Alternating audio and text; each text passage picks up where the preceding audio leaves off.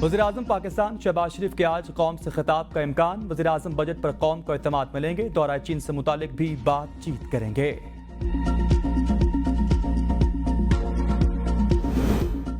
सिंध हुकूमत आज 3000 अरब रुपए से जायद का बजट पेश करेगी। सरकारी मुलाजमीन की तनख्वाहें 10% बढ़ाने की तजवीज़। तरक्याती बजट के लिए रिकॉर्ड 830 अरब रुपए मुख्तस किए जाएंगे।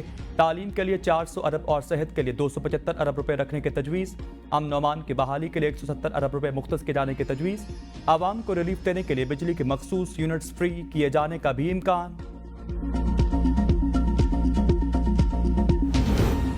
मनासिक हज का आगाज। आज़मीन हज की मिना रवानगी शुरू हो चुकी। शदीद गर्मी के पेश नज़र बेशतर आज़मीन हज को बसों के जरिए मिना पहुंचा दिया गया। आज़मीन हज आज रात मिना में क़याम के बाद कल हज के रुकने आज़म वकूफ़ अरफा के लिए मैदान अरफात रवाना होंगे।